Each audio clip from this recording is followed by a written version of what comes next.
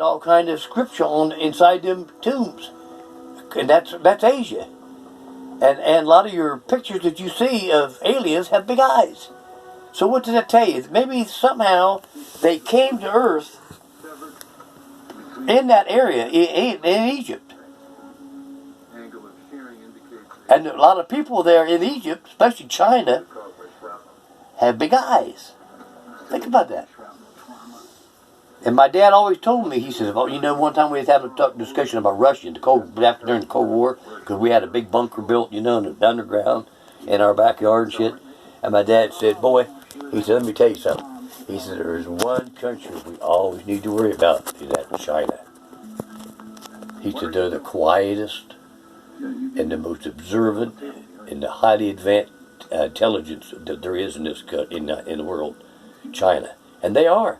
Look at some of the stuff that they produce, especially when it comes to electronics and the stuff that we can do. Eye recognition, that was discovered formed in China. You know, eye recognition. They have phones now.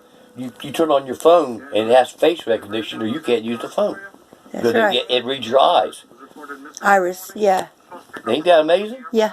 You know, and that was all discovered or created in China. So it makes you think. Yeah, you know, we get on our computer, on our internet, and we're networking with somebody, and you know what? The aliens up there, you know, space big, they're watching all this, and they're laughing at your conversation you're having. The most intelligent, important conversation you think you're having, they're laughing about it. That's child's play, you know? Just like, boom, one could sit down there right now. Right, they could sit right there, right now, if they wanted to. That's how superior they are to everything. One could just, boom, sit down there right now. And look like us. If they wanted to. Mm-hmm. You know? And I believe that. Have you ever been somewhere or had an experience where you thought you seen somebody over there for a minute? And then you look again and there really ain't nobody there? Mm-hmm. Yeah, think about that. Yeah. And the past couple of years, I've seen that a lot going on with me. I don't know if it's somebody's watching me, you know, and I ain't paranoid, but they're in places where, well, nobody came in my door, but I know I just seen somebody over there, okay? You know, just for a split second, you know? But yet they didn't come in my door, you know, and I do believe in spirits, but a spirit is usually a loved one. Yeah. Most generally. Okay? And sometimes the people, the things that I'm seeing, they're not people that I even know. Yeah. And I know I ain't freaking out or nothing, and I don't do drugs.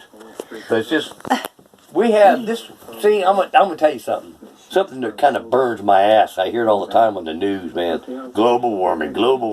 Pollution's causing it, you know. I don't believe none of that bullshit. It's a sign of the times. And I will tell you right now, the Bible will tell you, and any preacher to tell you, no man knows when the Lord's coming. Well, he's on his way. Yeah. 2 years ago, I had a dream. About 7 years, the Lord's coming. Within 7 years. And I believe in 5 more years, he's going. And you look at what's going on right now. The Lord is coming. So I can say, please, accept the Lord as your Savior. That's all I can ask you, you know. I can't make you do it. I ain't going to try to make you do it. I ain't going to try to convince you. I'm just telling you, the Lord is the Lord. He's the King of Kings, and He is coming soon. And as long as you believe in Him, you're going to see the pearly gates. And I've asked the Lord many times, Lord, I just pray that I am worthy enough just to get there with a dirty rag in my hand and polish the pearly gates. I don't care if you let me in. Just let me be at the gate. You know? And that's all I ask for the Lord, you know, and I don't ask the Lord for nothing for myself. And I think that's why I'm blessed. Yeah. Because I pray for a lot of people all the time. I pray every day. I spend my last half hour before I go to bed at night praying.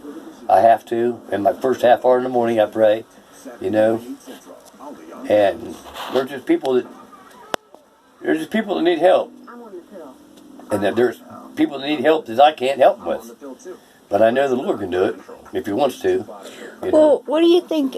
What do you think the Lord has to do with? Because I want you to tell me this story one more time about your dad and there's cargo in the back of his airplane. Videotaping me? Yes. You dirty rat. Well, here's the thing. What I'm finding about this that's fascinating is that you said your dad did not know what he was hauling in the plane. Right. Well, It was when top secret. yeah, well, and it was top secret, and the only reason why I'm connecting with that is But he because always landed at Area 51. see, that's As soon as they would land, him as co-pilot would get out, a car would pick him up and take him away, and the plane was picked up with the dolly to take him back to unload the cargo. And it went into the private areas of Area 51. yeah. So maybe if I do share this story, you got to tell them what you need to tell them. Your dad, about what your dad told you as an Air Force pilot, Right. to Area 51, and that he actually saw Right. aircraft and a Right. beam. He saw 3 different kinds of aircraft. Okay, 2 of them were round structures like you were talking about that you said you visualized or seen. All right, and one of them was a long object, longer than a football field. Cigar shaped. Very long, yeah, like a hot dog. My dad called it a hot dog. I have a story about that too. Really? I Yeah. yes, in Kansas. And my dad said also he was going down the hall and looked in the window and seen not just 1 but 2 alien bodies, large heads, great big eyes, oriental eyes, laying on the bench with scientists walking around them with like little probes, touching them and sticking things in them. And that's what And your then dad. he was asked to leave that area when he was down there and seen that. But when him and his co-pilot was flying, and they had a aircraft that came up beside him, boom, just like that, and it was very unusual shape, and it had a blur on it, like it was had a floating cloud next to him, like a mist all around it. My dad said that it was there for only a few seconds, and him and his co-pilot both seen it. They called the radio then. He wrote a report about it, and when they got back, they said that there was no such report been made, That's right. and they didn't see what they thought they seen. That's right. Now, one person could imagine something, but 2 of them imagine the same exact thing. Mm-hmm. No, Well, here's what I'm finding. This is And my dad was he was in there 25 years, and he flew 12 years just for Area 51. your dad. Yeah. It was a Yeah. Air Force pilot, Right. and he flew to Area 51 regularly for 12 years. for 12 years. Yep. And then when he left there, he went to North American Aviation in Columbus, Ohio, as a test pilot, and they built new planes, and he would be the first one to get in the plane to fly. And there was a few test pilots that died because their planes would explode and stuff, and the first time a plane jet would go off, because they couldn't fly. But anyway, I got to go with my dad to 2 different occasions on a Saturday to North America, and me and my daddy was the first ones that ever flew in an A3J Vigilante, and I had a suit on and a helmet because I had to have oxygen mask on, and that thing took off so fast, I'll never forget it. And it was the most amazing thing I ever felt in my life, but I felt like I got kicked in the chest with one time in the plane, like something hit me hard, and it was the breaking the different levels of atmosphere or something my dad said. I can't remember what he called it, but I'll never forget that. And then later on, I got to fly on another Saturday in a plane called the OV-10A Bronco, and it was a small plane that was designed as an aircraft jeep, which was used, which I discovered, in Vietnam. It was designed for Vietnam. It could take off at a very short runway and land on a very short runway. But it had all kind of guns on it. It was like a jeep type little plane that could go fly into areas and land in places where regular planes could land. But it wasn't as loud as helicopters, And I remember seeing a lot of them when I was in Vietnam. So it was like as I grew up, my childhood kind of put together a puzzle of the way of my future. You know, be going to Vietnam and seeing some of these things.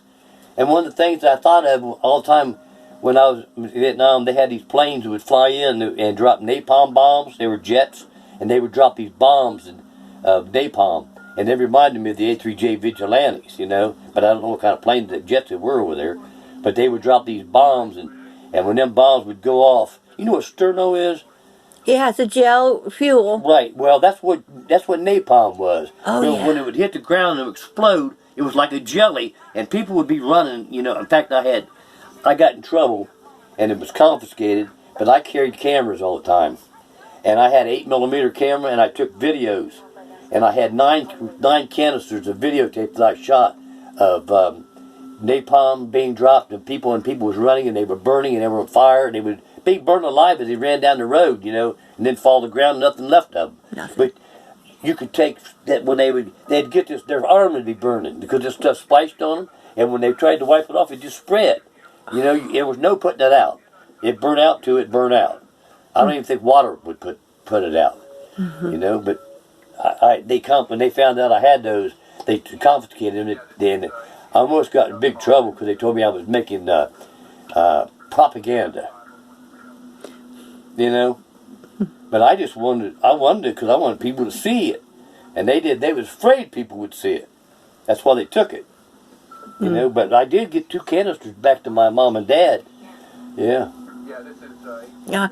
Well, I got to tell you, why I want to tape you is because this started out with you telling me that that your dad.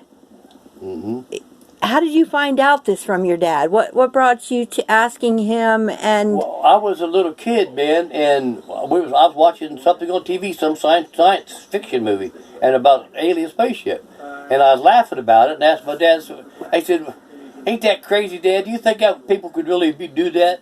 And that's when he started the conversation, you know. But as the years went by, I learned more and more and more, you know. Mm-hmm. And there was things that my dad had that when he died, that the government came into our house and took, you know. when he died, Yeah. When he passed away, they came to our house and they took some things that belonged to my dad. The government did.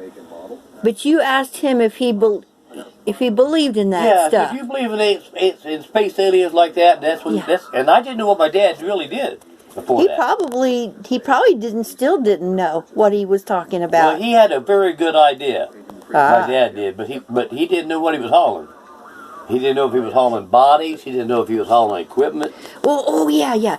You said that the only people that are American at this time in history, which is when? About what year? 12 years of him flying to... Oh, what years was that? Those 12 years that he was going to Area 51. Oh, well, I'd have to think. I was about... What, the 60s? No, 50s. 50s? 50s, yeah, in the 50s. And what... 50s up to the 60s. Okay, and so what, this is why I wanted to ask you, and I have to look down because I've got to try to remember what you said, but he said that the people working there as security were Americans, but... Security were Americans, but the other people, the staff, were not American people. At Area They 51. came from other countries every day. When they came, they was from other countries every day. And they were transported out of the United States when they left. They didn't get out and go walking down this road to the neighborhood grocery. Mm-hmm. They were transported back to this country where they came from. But they were all very... And there were some people that lived there all the time, underground, and they never seen light. You know, my dad told me. He said there were people that lived there and they never leave. Yeah. And is that Area 51, is that where he saw the equipment? Right, oh yeah, right, Area 51, yeah. The equipment and the other life form that looked like... If you ever try to look up Area 51, you're going to find out very little, but it's a barren land. And I've read here recently that it's not even really there no more. They've moved it now, someplace else. And the land there is desolate. You know, and there's no activity there no more. But it was underground. Yeah, but there's no activity no more at that area. Okay. If they've moved this whole thing someplace else. Okay. You know, I don't know if it's in our country, if they moved it to another country. It could be another country. It could be another continent. I mean, yeah. Well, we don't know. heck, if the Earth is But flat. I do know that we are getting so advanced in technology that just the other day, I guess they had a probe land on Mars now. We now have a thing that's walking around on Mars getting samples of dirt and all that. Well, that is. Did we cover everything? Oh, I wanted to ask you about the cargo. Your dad, he didn't know if it was dead stuff or live stuff. All they know is they had so many pounds. There was. They had so much weight. The weight was. He knew what the weight was. They had to know the weight of the plane. They knew the weight, and they knew if it was flammable or explosives or not. They knew that because of certain things, the way they had to fly in areas where they couldn't fly, because of the explosive stuff that might be in the plane. Because sometimes my dad and I said, "Well, why is that?" And he said, "Because certain areas that you can go, a plane can fly and there's static electricity that could be cause an explosion." And one area that my dad told me about is really very bad is what they call the Bermuda Triangle. Okay, that is there's all kinds of electrostatic and stuff that goes on there all the time. Okay, and I've always was fascinated when I was a kid about Bermuda Triangle. I thought it was kind of just like a folklore type imaginary thing that people believed in, but it's true. And there's a lot of planes have flown through there, and you never see them again. Ships go through there, and they disappear. You never see them again. It's like a portal. But your dad had some experience with the static and that on his. My dad, he flew through the Bermuda Triangle a few times. They flew to that area. Mm-hmm. When my dad said he said your altimeter meters and your meters would show that there was no what do you call it? Something about the pressure or something. It wasn't the same as it was anywhere else. It was always different there. You know, like it was something that he told me that the plane always drawed the what the hell they call it? Something to do with the elevation, where the plane was always drawn down, and they had to always fight the control to keep the plane up. And this happened to your dad. He was describing his own real. Called the Bermuda Triangle. Yeah, and I think personally, you know, there's a lot of things that I guess it's not explained, but it could be today because I haven't read about it in a long time, or studied it. The Bermuda Triangle, it's kind of, to me, it's like a porthole. You know, it's like something's there. Suspects and anything out of the norm. That maybe intersects with something different. 4.5 days ago. You know, I mean, we don't know, or I don't know. I mean, scientists might, and they're going to keep it from us. They don't want us to know the truth. You know that. They don't want us to know the truth. And really, one thing is, okay, wide now. Let's cruise the car. Just for example, a lot of things, you know, that I learned when I was studying for the clergy. I learned a lot of things that people don't know. And there's things that I learned that I can't. I wouldn't begin to try to explain it to you because you wouldn't understand. It would only cause you to have more questions. Okay, let's cruise the breeze. But see what we get there. It's a brand new just like this says. What does it say up here? Live by faith, not by sight. Right. There's a lot of things that we see that it's just a joke. We're just being blindsided every day, you know. I mean, you can't even take a ride up the road without seeing all kind of advertising, commercial signs. And what's that for? It's to draw you in to spend what you work hard for, money. Okay, but you don't need it. It's just they work on your mind to control your mind, and that's what our society is. Look, everything is commercialized now. I mean, Christmas, you know, it's just like right. When was it? Last month, October, they had Christmas stuff to be set up in the store already. You know? Well, I remember right before July, we seen candy canes in the grocery store. Yeah. And Halloween candy. Well, okay, so in the 50s, this is why I got this and turned it on, okay? Because you said a few things that like was really, really cool. Like you told me something about when your dad He's been driving supplies. He's been flying Right. supplies to Area 51 for 12 years. In the past. Did you ever find out where he went to get, or did he just come to the plane? It was already loaded with supplies and things. They would fly a plane, Because he did not know get what's out on that the. plane into that plane and fly that plane back to Area 51. Oh, I got you. Like a truck driver would do. Right. They pick up a payload. And he picked up a payload, Yep. and he delivered things, but from where to? Like, where was he getting his stuff out of the Mostly country? California. Mostly was coming from California, right? California, that ain't far from the Area 51 at all. Wow. And So it was coming in The only thing is you need to talk basically on ships, because, see, into the California ports. And they, Well, how does he know that it was the stuff in his plane was from California? you know he's out there flying. See, he's flying this stuff he to was Area. flying to California. They would fly to California, get out of a plane, and go pick up his plane. and Another fly loaded out. plane. But they would always had the stickers. He said that would be on the back where he called the tailgate of the plane, where they would open the doors up and load the cargo down in there in the thing under the plane. They always had stickers on them, and they were port stickers, like you find on cargo containers. And that's probably how they knew what container to put in that plane.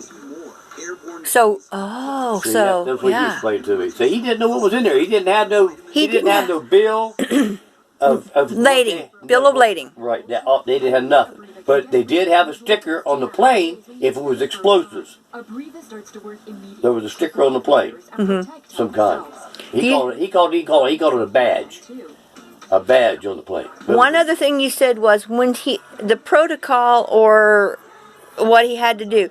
Once he got the plane where it had to be, he wasn't even allowed to be there while it was being unloaded. No, as soon as he would land, a car would pick him and his co-pilot up and drive off. And somebody would He was done. a dolly, right? He was done. A dolly would poke up the front of the plane and haul it around to wherever they took it. And my dad said there were planes underground there. They had planes underneath the ground, so they had pretty damn. My dad told me that they had hangars. There was elevators. They could put a plane in a hangar, and that whole hangar went down Wow. like an elevator. And that's pretty big to do with an airplane, a big plane, you know. But you also said that he went in there one time and he actually saw something. Right. And that's when I said, "Oh man, I wish I had the camera going." And you know what the main plane was that he was flying when they was flying from California back? Old B-51 bombers. That's the planes that they was flying into Area 51. You know, but they wasn't for using for the war no more. They were being used for cargo planes. And what did he say he saw? Where? When in Nevada? Yeah, Area 51. He said he told me that he seen 3 different spacecraft that wasn't there.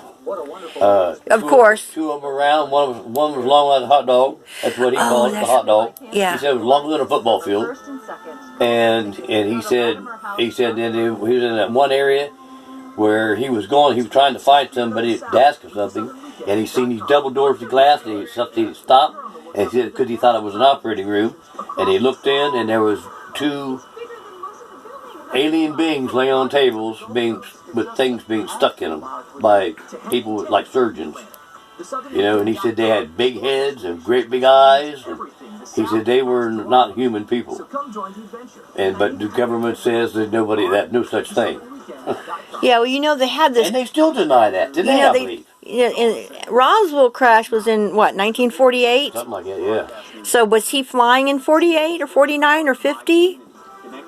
Well, he flowed in World War II, and then he came back and did 4 years in the Navy, then he went in the Air Force. So the end of World War II was what, 1945, 46? So he It might. was right before I was born. And you were born when? 49. In 49. Yeah. Are we allowed to say who your real dad is? Well, he was my stepfather. I know you're talking about your stepfather. Yeah, I'm talking about my stepfather. And well, he raised you, and he's your dad. Right. Yeah, right, he raised that's you right, all your right, life, and he was right. your dad. Yeah. But His name was Dennis McKay Jr. That was his name. I still got his dog tags. Yep, still got his dog tags. Mm-hmm. Yeah, and I got a Social Security number too. Yep. Yeah.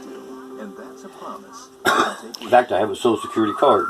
You know. I had my dad's Social Security card and his little card you got in the, back then to go into the military. He did not go into the military. I remember my dad when I remember him talking. He didn't talk a whole lot about the war, about World War II, but he was a bomber pilot.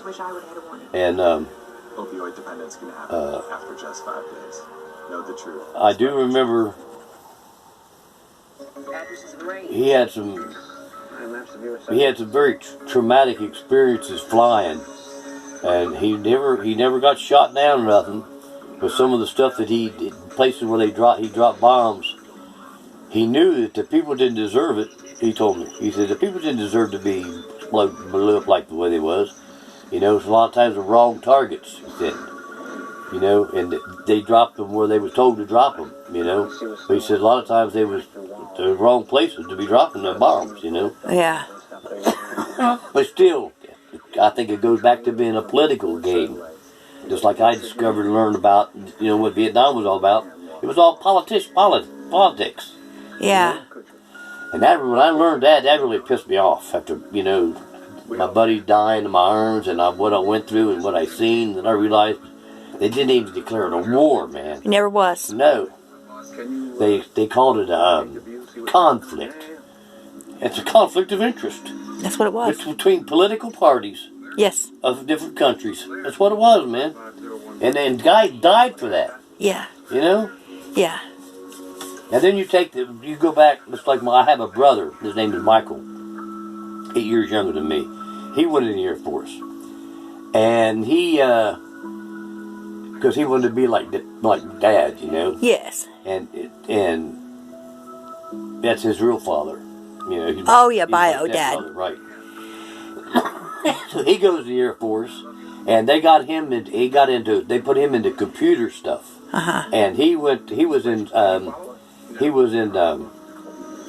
Saudi Arabia, living in King Saud's mansion in the basement. All right, for 3 years. Living in the basement of King Saud's mansion for 3 years, had absolutely no outside contact, only with the king and a few of the king people that worked there. But my brother sat in a basement at 12. Well, he sat at computer screens. He had 12 screens, and he flew drones. He flew these pilotless airplanes all around Iraq, getting ready. And he would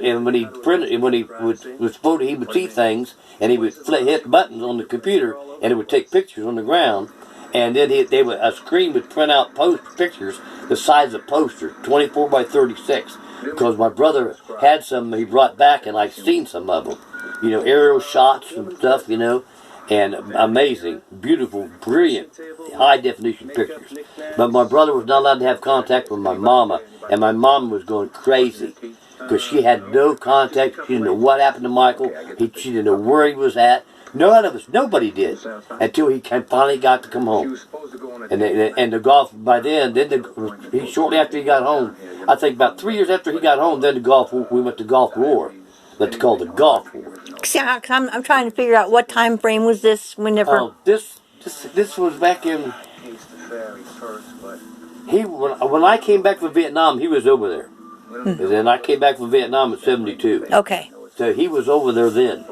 And then you remember when the Gulf War started? 80. My brother had already been there for years, and they was already surveying, watching, surveillance for Iraq. And then Bush got in there. Old man Bush, he got in there. We went to Gulf War. Okay, his son got in there. The last Bush. We went to the Iraqi War. And you know what the Iraqi War was all about? Did you know that the Bush family owned 17 oil wells over in Iraq? No. Yeah, they owned 14 in Kuwait. The Bush family did. That's why we went to Iraqi War. Protect their oil interest. Yeah. Yeah. Think about it. Well, You they own a lot of land now in central South America over the largest aqua. What do you call that underground water? Yeah, aqueducts. On Yeah. the other side of that wall. That they own all Yeah. that water there that goes through like 3 countries, and they also have a military base that's right outside that property that they own. Yeah. So they have they own all the water. Can you believe that? It's the most water in the West, I think, and they own that. And yeah, I can believe it. The Bushes were I don't know. Over there in that body of water, But you know what? it's like right now we're having trouble with the Russians. They're sending submarines now. A lot of submarines are coming around, and they're coming close to our waters that we have territorial right to. And we have military now staged out there, and we have subs watching them, searching for them. We don't know what the hell they're up to. Mm-hmm. You know, but there are areas where you're talking. Some of the areas like where you're talking about, where submarines disappear and they're gone. They just go off their radar and they're gone. But then they show up later on someplace. So there's some way that they're hitting some kind of water passage or something where they disappear. You know, we don't know what's down in that ocean. We don't know I wish we would explore the ocean as much as we explore space. because Because see, we're not there, we're here. yeah. And we are all created by water. Our bodies are 70% water? And we can't live without water. Okay? We can't drink salt water. It's magical. Water is